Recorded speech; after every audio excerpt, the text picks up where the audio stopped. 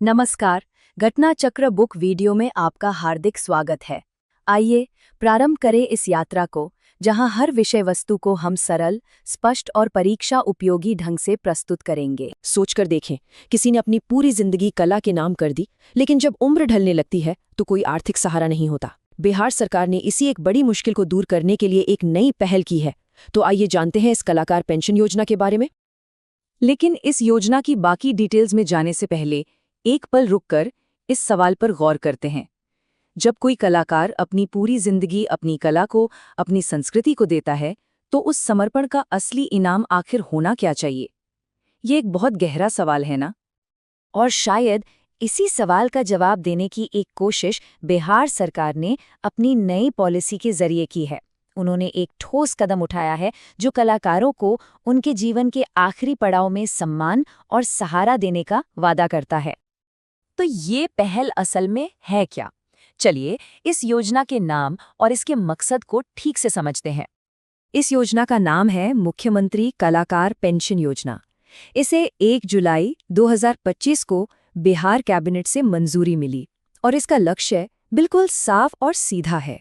उन सीनियर कलाकारों को फाइनेंशियल सपोर्ट देना जिन्होंने अपनी जिंदगी कला के नाम की है।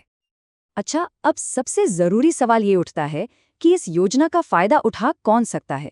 क्या ये हर कलाकार के लिए है या फिर इसके लिए कुछ खास शर्तें रखी गई हैं? चलिए देखते हैं।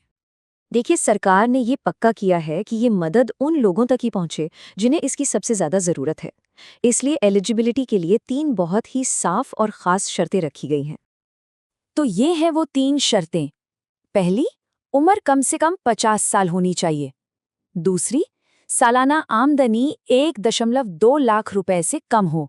और तीसरी, कम से कम 10 साल का कलात्मक अनुभव होना जरूरी है। जी हाँ, तीनों शर्तें पूरी करना जरूरी है। चलिए अब एक एक करके इनको थोड़ा और समझते हैं। तो पहली शर्त 50 साल। ये न्यूनतम उम्र बताती है कि ये योजना खास तौर पर सीनियर कलाकारों के लिए है, जिन्हें अपने करियर के इस मोड़ पर एक स्थिर आय की शायद सबसे ज्यादा जरूरत होती है।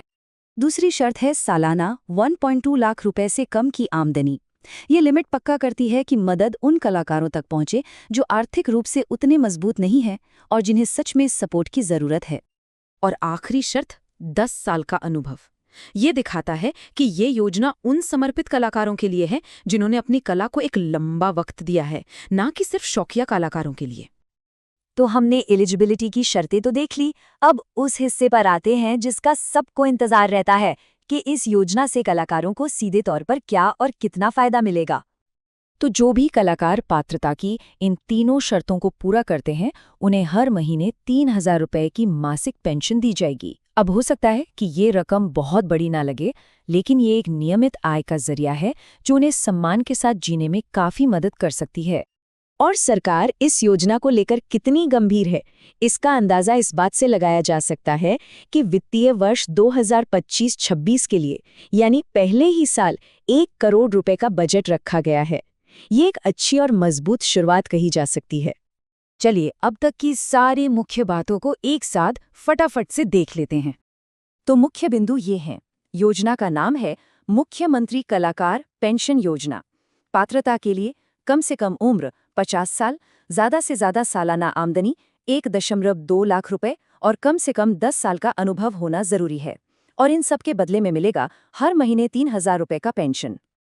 तो कुल मिलाकर देखें तो ये सिर्फ एक आर्थिक मदद नहीं है, ये बिहार के उन सांस्कृतिक संरक्षकों के लिए एक सम्मान है, एक सपोर्ट सिस्टम है जिन्होंने अपनी कला के जरिए राज्य की पहचान को जिंदा रखा है।